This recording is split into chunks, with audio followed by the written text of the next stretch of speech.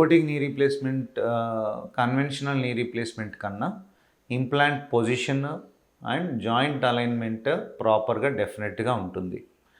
ఎందుకు అంటే మనము రోబోటిక్ నీ రీప్లేస్మెంట్లో ప్రాపర్గా స్క్రీన్ పైన మనకు అన్ని వాల్యూస్ తెలుస్తాయి. లోపల వైపు గ్యాప్ ఎంత, జాయింట్ లోపల మీడియల్ లాటరల్ గ్యాప్స్ అంటాం. ఇవి రెండు ఈక్వల్గా మెయింటైన్ చేయాలి. ఏది ఫోల్డింగ్లో, కంప్లీట్ ఎక్స్టెన్షన్లో. అప్పుడే ఆ జాయింట్ రీప్లేస్మెంట్ అనేది ఎక్కువ రోజులు రావడానికి అవకాశం ఉంటుంది, ఎక్కువ కాలం రావడానికి అవకాశం ఉంటుంది. సో ఈ రోబోటిక్ నీ రీప్లేస్మెంట్లో ఎగ్జాక్ట్గా మనం ఇంప్లాంట్ ఏ పొజిషన్లో పెడుతున్నాము ఏంటి అనేది మనకు ప్రీ ఆపరేటివ్గా సర్జరీ కట్స్ చేయకముందే మనం స్క్రీన్ పైన మనం ప్లాన్ చేయొచ్చు. సో దానివల్ల ఈ కట్స్ కూడా మిల్లీమీటర్ డిఫరెన్సెస్ లేకుండా ప్రాపర్గా అన్ని కట్స్ అవ్వడానికి అవకాశం ఉంటుంది.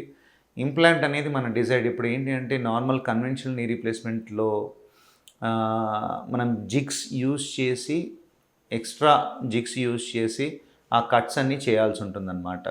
అండ్ ఈ టెన్షన్, మీడియల్ లాటరల్గా టెన్షన్ ఆల్రెడీ నేను చెప్పాను కదా, లోపల వైపు గ్యాప్ తక్కువగా ఉండి బయట వైపు ఎక్కువగా ఉన్నప్పుడు సాఫ్ట్ టిష్యూ రిలీజెస్ అవన్నీ బాగా ఎక్కువగా చేయాల్సి ఉంటుంది. అవన్నీ అవాయిడ్ చేసి ఇంప్లాంట్ పొజిషన్ని అడ్జస్ట్ చేసుకోవచ్చు రోబోటిక్ నీ రీప్లేస్మెంట్లో.